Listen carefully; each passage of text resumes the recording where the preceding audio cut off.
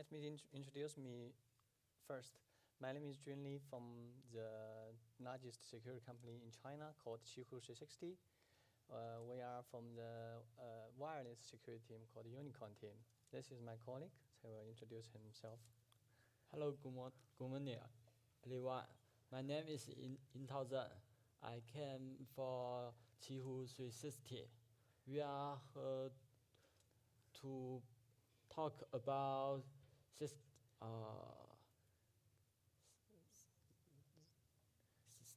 security use. Security of car keyless interesting system. So as anybody can tell that his English is not very fluent, but he has done the majority of this research. So I will be translating for him. But I think he deserves a round of applause because he's so, yeah. Okay, thank you everyone. So let's get started. So this is the passive keyless entry system that how it works. So there is a car body control module. You will authenticate the car keyfob in order to open the car, start the car. So it has two. It works with at two frequencies. One is the 125 kilohertz communication. Another one is the ultra high frequency at for example, 315 kilohertz, megahertz. So this is the car keyfob. It's a key. So in the keyfob it has a backup transponder. So that's used when the passive keyless intrusion file. So for example, the battery died. There is a backup option you can use just to authenticate to the car. So for example, you plug in the key, and you're so using the mechanic locks to open the door. But when you start the car, they will using RFID device, the backup transponder to authenticate the key fob. But when the battery is working, so when the driver approaches the car, and he will press a button on the doorknob, or just like a capacitive sensor. So it will activate the car. So the car will send the authentication request like signals to wake up the car key. The car key, as you can see it here. Here is a wake up pattern detector. So they have pre-programmed wake up pattern in the car key fob. When the car transmits the wake up pattern, and this car key receive that signal, it will compare that signal with this wake up pattern. So if it's matched, then the car key fob will use the ultra high frequency transmitter to transmit its ID, and it's encrypted. The ID is encrypted with a random number sent from that wake up signal, with that wake up signal. So the encrypted ID will be received by the car body control module, and it will decrypt it and to say if the key fob's ID matches the ID stored in the body control module. So can anybody understand this? Don't have questions? Yeah, okay. So this is basically what I have just talked about. The car transmits this wake up pattern with a random number. It will be later used as a sort for the encryption algorithm. And then there is a time constraint enforced, because if the key fob cannot respond within this 27 milliseconds interval, this session will be stopped or dead. And so this is a normal authentication flow. So when the keyfob receives this wake-up pattern and it matches the wake-up pattern stored in it, it will respond with its ID encrypted using symmetric key and the sort just sent in the 125 kilohertz wake-up pattern. So that's how it authenticated with each, how the authentication between the car and the keyfob works. So we are going to, because we cannot get the encryption key. It's not absolutely secure actually. We gave a talk last year on how to extract the symmetric key, but we are not going to talk about that today. So we are going to do actually relay attack. So we will when the user is shopping in a supermarket or working in their office, in the buildings, we can put a device near him and relay the car keyfob's communication to the body control module of the car. So we can activate the car's doorknob and send out the 125 kilohertz signal to the car key, and then we just relay their communication, both high frequency and low frequency. So we're going to talk about that. So this is the 125 kilohertz signal transmitted by the body control module. So we tried different antennas with different inductance, and so this process is very, very arduous. I think you have to try it many times to choose the best antenna, and so this is how it works. Because the signal is so weak, you can say it's 0.16 volt. So it's so weak, you have to amplify it and demodulate it and get those 1 and zeros and relay that to the other module and then modulate the carrier and transmit to the keyfob. So decode the data. So this is how after the demodulation, you can see this envelope here. After the demodulation, we get this kind of pulse signals. So you can see this it's using the different encoding schemes. And this is non-return to zero. This matches. So we just took the specific keyless entry chip, for example, but there are other PKE working at different frequencies, but the principle is the same. So we can just change the frequency to let this device working with other systems working at different frequencies. So I want to check at this point to see if anybody can understand me. So any questions? No? Okay. Yeah. It appears to me that the car is always polling for the key. Is that correct? It's not always. Yes, certain cars will transmit the wake-up pattern periodically, but most of the cars they require you to press on the doorknob. There is a capacitive sensor or a switch, so you activate that the car to transmit that wake-up signal. Yeah. Thank you. Okay. Oh, very good. Yes, we at first we sort of using software-defined radio to implement this kind of attack, but we found it's too expensive and very bulky, very large, big. So we created a device like this is small. Actually, it can be smaller, but it's small enough to hide. So software-defined radio usually it's very not large and very expensive. So we didn't use that. We used we will introduce the chips we used. So to demodulate the data and to transmit the data.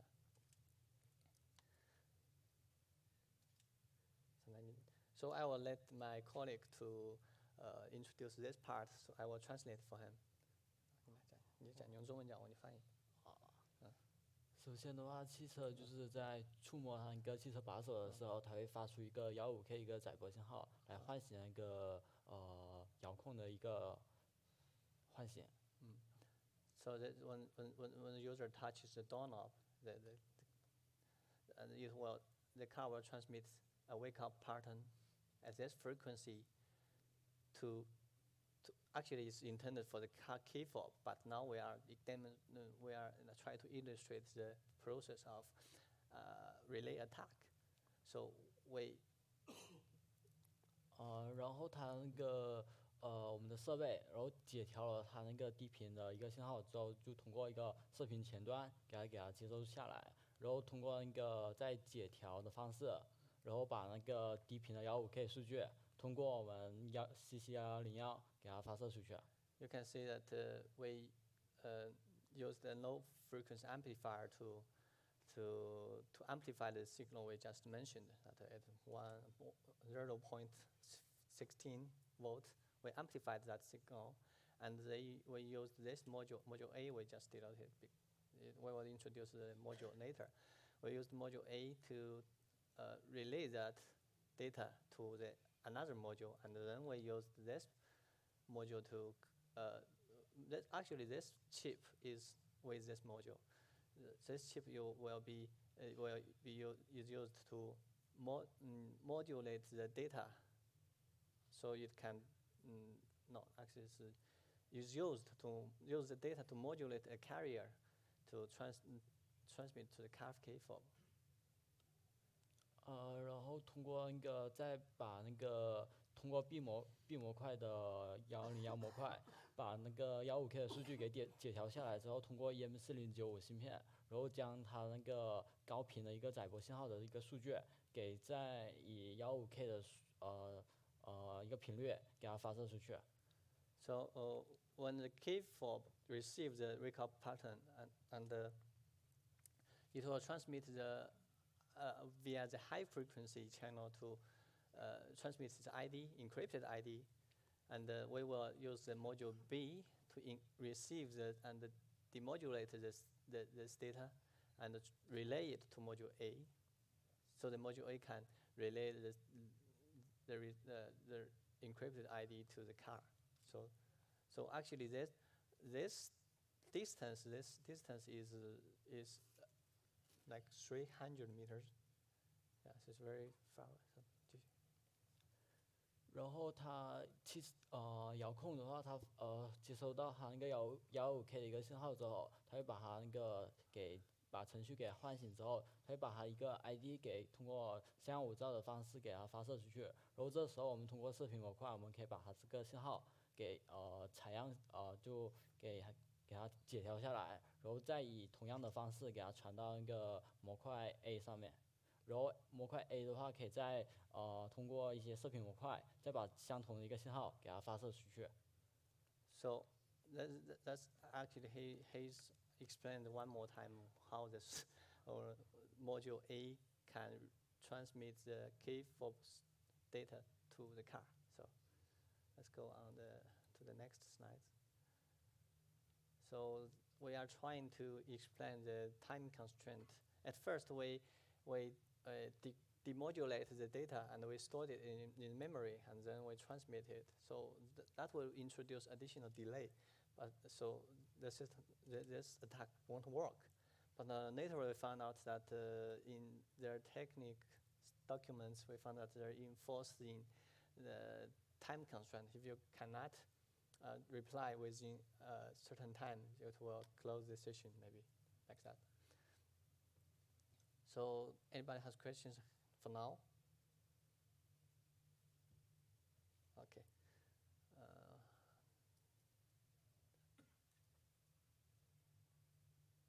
Okay. So this is hardware. We are going to talk about how we built this hardware. This is module B. B in the figure. This is module. This is module. No, module A. This is module B. So you can see there is a three-dimensional antenna. This antenna is three-dimensional antenna. So it's not like the normal coil you see. It actually you can see here. So you can see this antenna it have like three coil, one point in different direction. So it's 3D. So it's better reception, I think. And we use 你来讲吧。换下一页吧。不，你讲一下这几个模块。下面。OK。然后这蓝色这一块的话，就是那个模块 A， 它负责是传输它那个中继的一个数据，以及把那个汽车一个信号给重放跟那个接收下来一个模块。So this module, actually, you can see that we have denoted with channels. The channel 1 will receive will transmit the car's data. So the car will transmit the wake-up pattern working at this frequency. And this is used to transmit that data to the keyfob. Okay, this one is used to relay the high frequency, the encrypted ID of the keyfob to the car. So this module is to use to receive the high frequency data, the signal from the car keyfob. And the other module is the module B. No. It's the module A, the module A. So this is the module A. 他们模块 A 跟模块 B 的话，其实是分为两个不同的一个设备的。它只是说模块 A 的话，它只是用到了一个AS3933的一个射频前端，把那个汽车的一个15K 的一个信号给通过射频前端的方式给它将几毫伏的一个信号给它提升到大概几伏，就是 MCU 可识别到一个电压。然后通过这个射频前端之后，我们可以把这个射频前端的一个数据给直接传给我们CC11001，就是信道1的一个模块一个发射的一个数据的整合。So he had just explained the how module A works, just like I explained it. There is a chip will amplify or modulate the signal from the car, modulate the data from the car and transmit to the keyfob. And the other module B, will be this one. This one is used to receive the 这是用来传输的嘛？这个的话就是125K 一个发射的一个芯片。So this is the antenna used to transmit the 125 kHz signal to 传给汽车的嘛？对，这个是传给一个钥匙。To the keyfob. Okay, let me explain.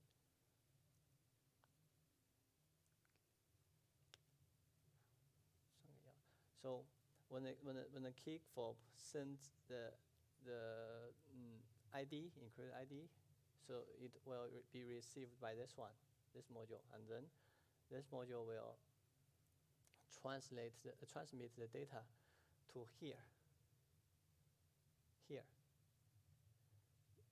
and then this module will demodulate it and modulate it modulate the signal via this module and transmit to the car. So this is a high frequency relay first from here to here, and then here and here. The car keyfob to the car. Okay, and the low frequency signal is like this.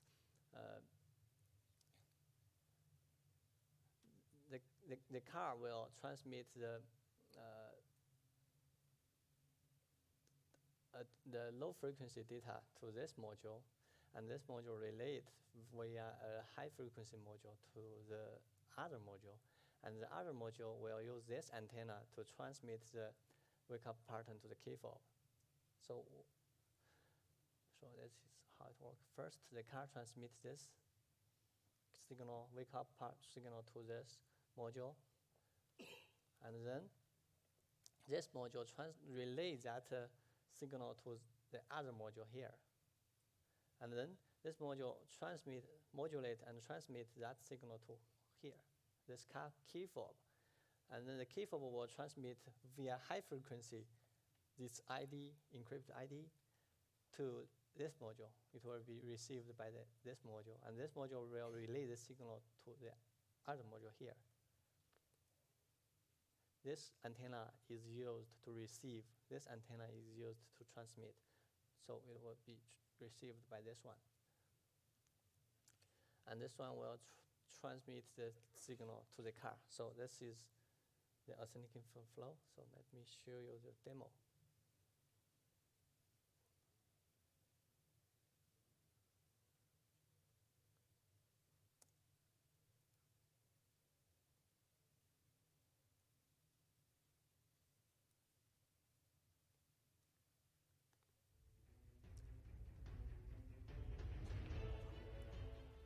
So this is the driver, the owner of this car. So he goes to shopping, goes to buy a cup of coffee, and my colleague is holding the one module near him, just like he is going to buy a cup of coffee as well. And I use another module. So this is. I used another module to open the car. You can see I pressed a button on the key fob. So that's how PKE system works. You don't have to pull off your key fob. It just remain in your pocket. You just press the car. The car will detect if the key fob is near the car. Actually, the range, normal range, is intended to be used within 1 meter.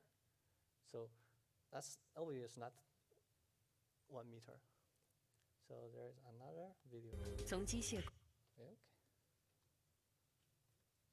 This is a different car. Oh.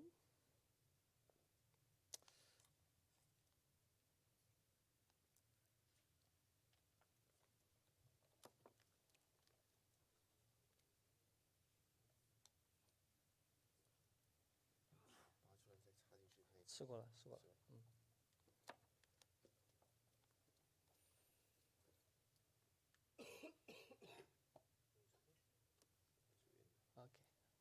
Okay. Yeah, it's not legal to steal cars, so.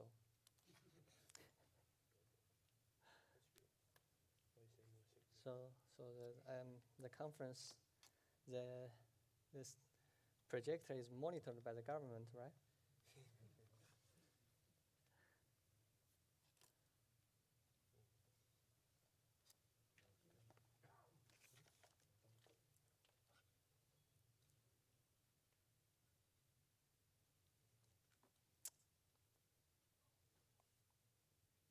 Actually, in my country, when we present contents like this, we would say we are going to protect the car. So the reason we give this presentation is to protect the car. So we'll give you some advice how you can improve. But I think it's more free in this country to say we are going to steal your car.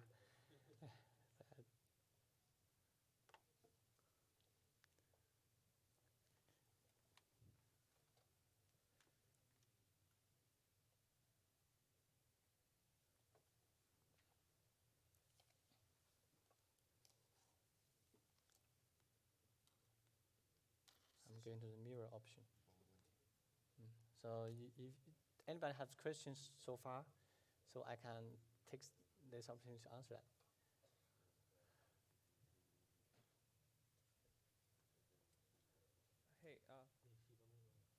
So the only radio chip you used was the CC1101, right? You mean what? Pardon? The radio chip. Yeah, yes, yes. So instead of using like 4 of those, if I understand the diagram correctly, Can you louder? instead of using the 4 chips that is shown in the diagram, can't you just use 2 and then switch between transmit and receive? Okay, you mean just use 2 chips to do receiving and transmitting, right? Yeah. I think using the 1 chip for receiving and another to transmit is better because there is like interrupting, because you don't know when the other thief will press the button. So if the other thief is press the button when you are in a receiving, you are in a transmitting mode, or maybe it will like fail. Okay. So we use 2 separate chips to achieve the high success ratio. Maybe. Sure. So and the frequency of communication between the car and the chip, in one slide I saw it's 125 kilohertz, or was that megahertz? you mean the communication between The car and the chip, the key fob, sorry. Okay. There are 2 different frequencies. The high frequency is like when you press the key fob, the key button on the key fob, it will transmit the like the rolling code at high frequency. But it's using the lower frequency to activate the key fob. The lower frequency is at 125 kilohertz. Okay. I think that may be because they are control the range, because you are intended to use the key fob within 1 meter. Yeah, but does the CC1101 go that low? Because I thought it was from 1 megahertz to 1 gigahertz. You mean the chip? Yeah. We use another chip to transmit the 100 and the 25 kilohertz. Okay, yeah. Yeah. Thanks. What is the range that you can perform the attack on? Actually, we are going to show you. Could you repeat that question, please? What question? This question. Okay, he's asking the range. How far can we achieve? Can we mount the attack? So when the user's key is put in his pocket, so we will put a module.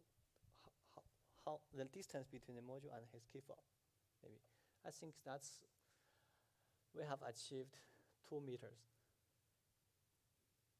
Yeah, it's enough, right? When you queue in to buy coffee, it's enough. And the relay attack range, we have achieved 300 meters, direct distance. But when there is obstacles, I think it's when you park your car along the road and you are buying something in a market or a shop, we can mount the attack, I think. So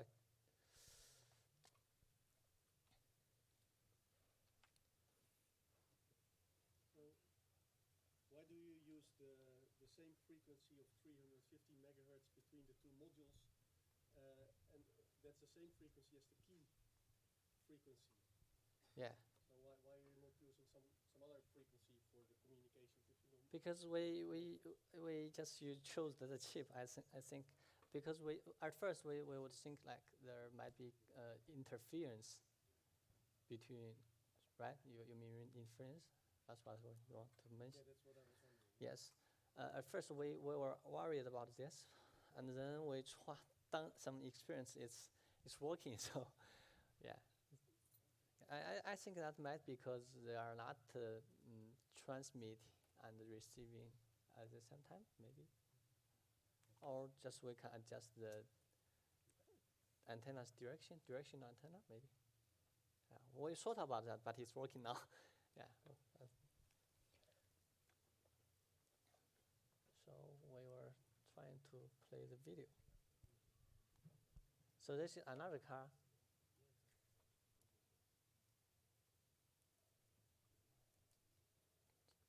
Hmm? 不用声音了吧？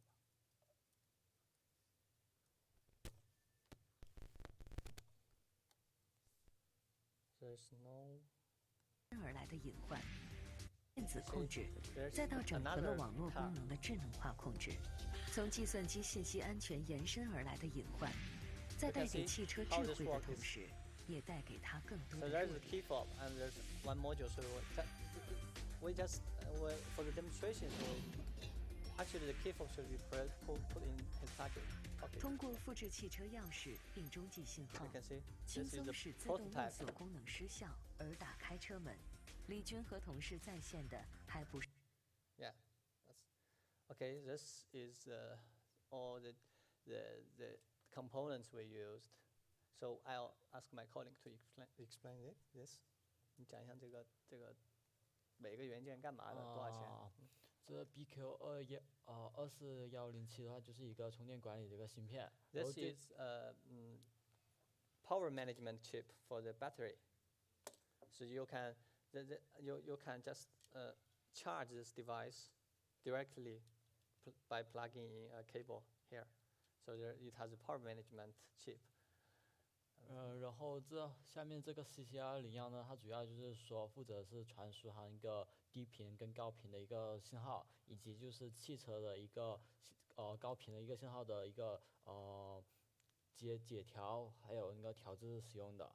So this CC1101, this chip is used to relay the 125 kilohertz signals and the high frequency signals. We used 3 of those chips. No, not 3. Just each module has 3. So we have 2 modules. We have like 6 of those chips. And there is this chip. This chip is used to transmit the low frequency signal, just like I think that's a question that gentleman have just asked. So we use this to transmit the low frequency signal. And this one.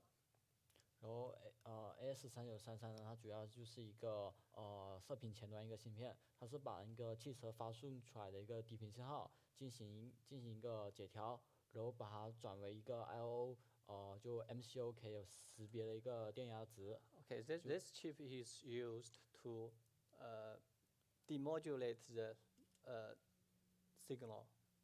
So to like just when the car transmit signal is carried by a carrier wave.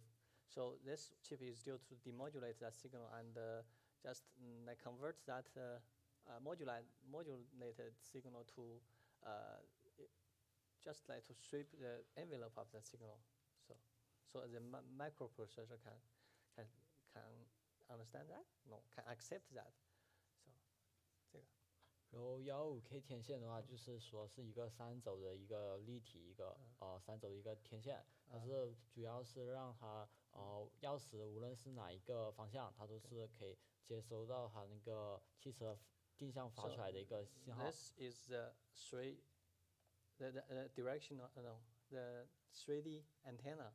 So you can see there's 3 antennas pointing at different direction. This direction, this direction, and this direction. So it's 3D.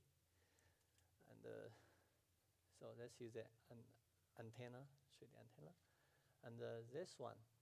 这个就是一个设备上面一个 MCU， 它主要的工作就是说是配置那个射频前端 AS3933跟那个跟那个 CC1101的一个寄存器的一个配置，主要是让它这些工作在具体的一个频段。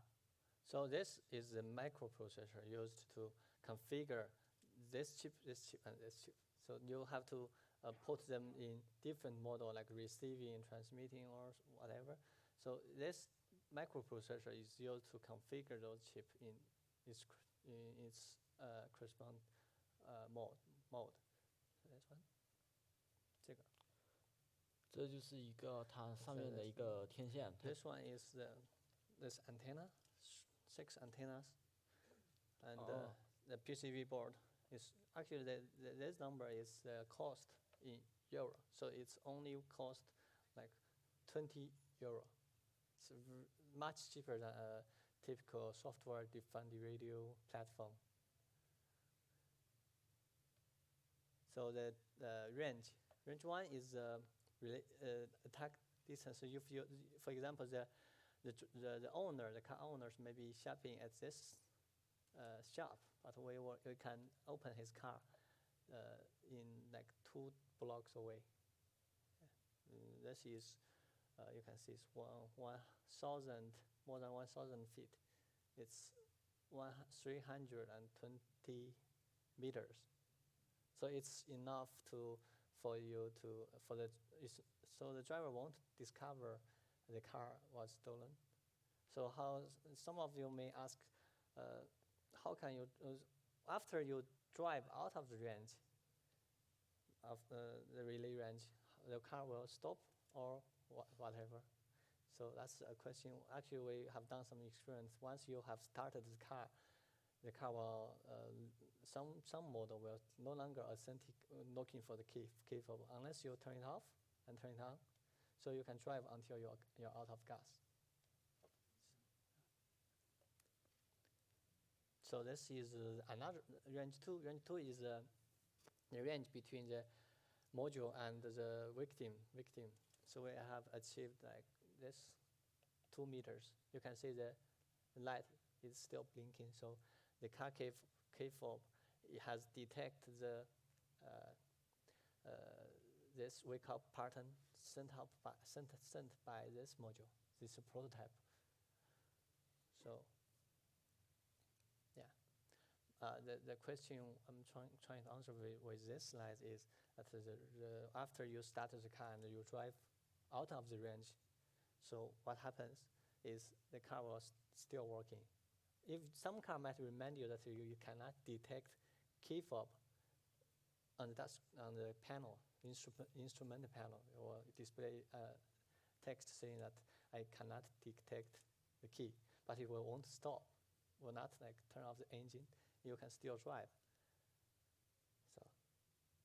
So the attack scenario is like this one. Your owner is in his home. You just like, or shopping mall. You just walk along with him, or like he's having a cup of coffee. You just put the device on the table near him, so you can drive away. So the reference documents will be available later. So possible countermeasures. So how can you protect? It's hard. Relay attack is very hard because we are not breaking the encryption algorithm or the bypassing the authentication procedure. It's very hard. So I think the most effective one is no, there's no effective countermeasure, I think, but you can see you can put the keyfob inside a Faraday cage, maybe like a bag with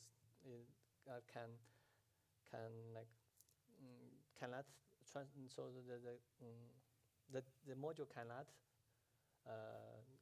So when you put the keyfob inside the Faraday cage, like it can be a bag made with special material. So can you get this idea? Or so it will stop the communication between the keyfob and the module. So, or you can remove the battery and fall back to the old school high-tech keyfob. So that just like when you turn, you use a mechanic lock to unlock the door. So just so there is a backup module. So when you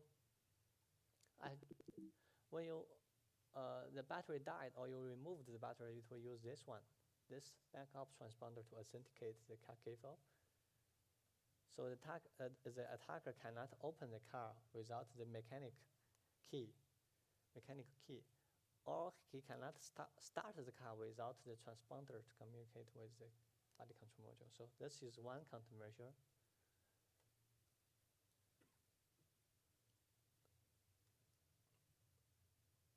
And the stricter timing constraint. Whatever solution you are using, you will introduce the delay between the different steps. So you can implement stricter timing constraints for manufacturers, you might come up with some solution. You can detect the key fob relational direction. For example, the distance between it, and using like the 3D antenna to detect the position where the key fob is relative to the car receiver. And yes. So any question? So which cars, which brands are vulnerable for this? We have tested. No, is it okay to just name the brand? Oh, actually, last year when I was giving a talk at DEFCON, there is a guy from manufacturer. So yeah. So actually, we tested a Chinese brand, BYD, and we tested on General Motors. The car is like Corvette? No. So and yeah, actually it's not limited to one specific module, or specific model. It depends on the chip, the solution the car is using. The vulnerable solution is from NXP. They are using like PCF. So what's the specific model of the chip? I forgot. PCF. PCF 795. So PCF 7952. That chip. That's actually the series, is a chip series. So have different model, but the system architecture is the same. So that's the vulnerable architecture and the chips we tested. So it's not limited to specific model of the car. So you said that it uses a rolling code system, right? Rolling code, yeah, we did not break the rolling code here. Yeah. So I was just wondering if you had tried that attack to the jamming and replay for that. What? So Sami Kamkar had an attack called Yeah. Keyroll. Yeah. So it's like it's different because actually I have to start over from here to explain how the rolling code. Actually, the talk we gave last year at DEFCON is about how to extract the symmetric key, because the key is derived from a manufacturer code and the initialization value certain to use the algorithm to derive the symmetric key for the key fob. We talked about how to derive the key, and here, as you have mentioned, the Sami's work. His work is like the rolling code is work like this. When you press the key fob to open the door, you will transmit the rolling code. It's inside the rolling code. Actually, I'm just showing a slide. 有没有那个就是 PPT 在这儿？就是去年那个 PPT。去年的我们。Okay, there is a counter. Before the actually rolling code is the result of encryption. Before the encryption, the contents include a counter value in it. So every time it will check the counter is if the counter is larger than the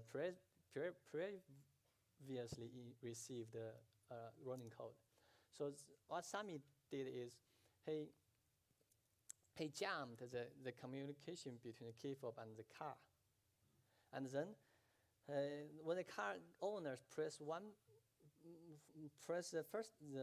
button first key fob first time, he stored the signal, and because the communication is jammed, so the car cannot receive that rolling code to open the door.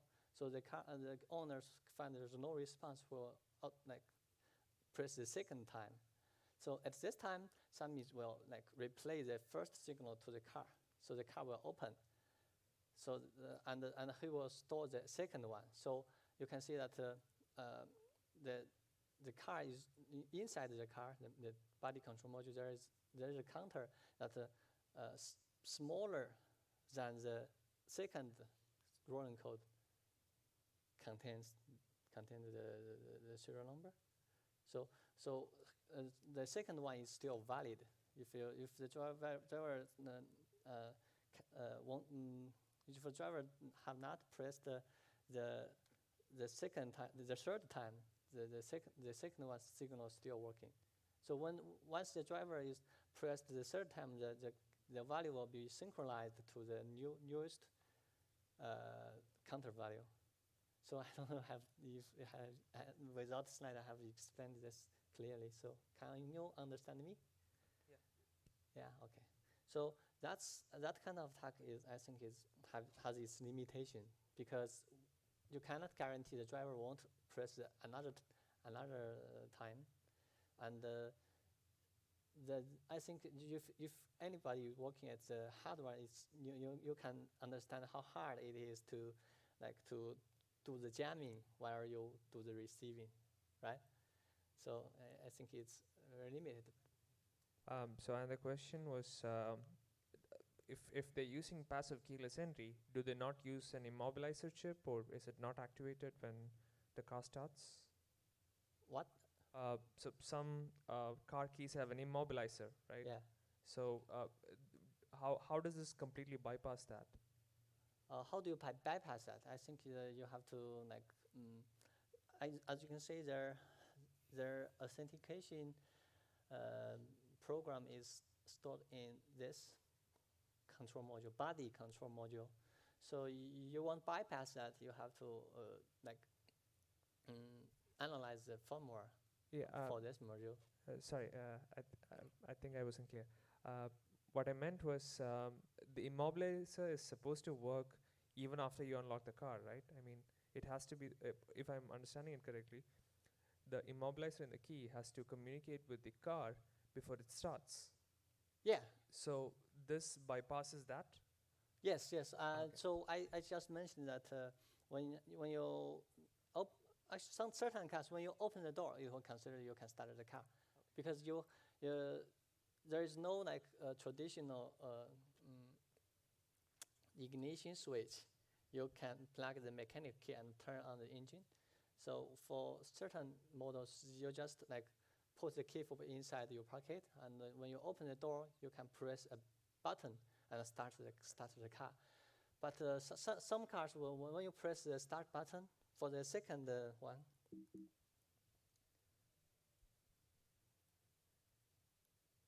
for this car, 从机械再到整合，再带给汽车。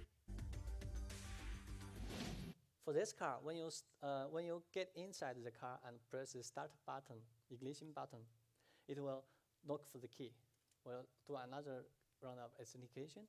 But for the previous one, this one, when you press the button on the key knob and the door handle, it will authenticate the car key fob. And so after that, you can just start the car without any authentication. Thanks. Okay.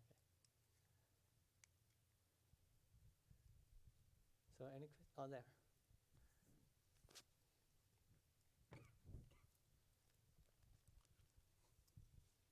Have you ever thought of combining the two attacks of the extracting the key?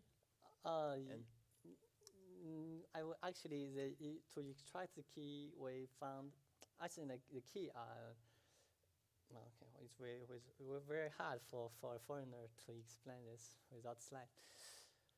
The key is derived from the manufacturer code. The code is related to the manufacturer, and another value is an initialization value. So if we find the initialization value and the manufacturer code, which is very easy, we can derive the key. So we found a device that they were selling it on the internet, and they claim that they can use that device to copy the key fob, so that do that kind of thing, and we extract some of the symmetric key for certain vendors, for certain specific models of cars. So we extract part of the keys from that device, and we derived part of the keys we have from the algorithm. Yeah. So combining these two kind of attack, I think it's pretty easy, but you have to find the serial number correspond to the key fob. So you have to at least receive one rolling code, because the car keys ID is transmitted in plain text. So we have to get that and then derive the key, the encryption key. So I think combining it is, yeah, we never sort of combining it. Because if you if you combined it, you maybe could decrypt the ID and could copy it to another key. Yes, but this attack is used when we cannot find the key, and we cannot decipher the rolling code. But if we can decipher the rolling code, I think it would be easier, and it's better because when you steal the car, and you can start it the second and third time or whatever. But this one, only one time. You drive out of the range. When you stop the car, you won't be able to start it again, unless you do some replace the body control module. Maybe. Thanks.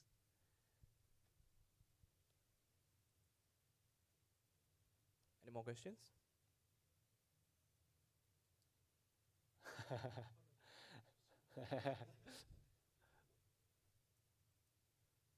right, if no question, thank you to Okay. Li Jun. So if anybody is interested in this hardware, take a look here. And put your key there as well, please. Okay.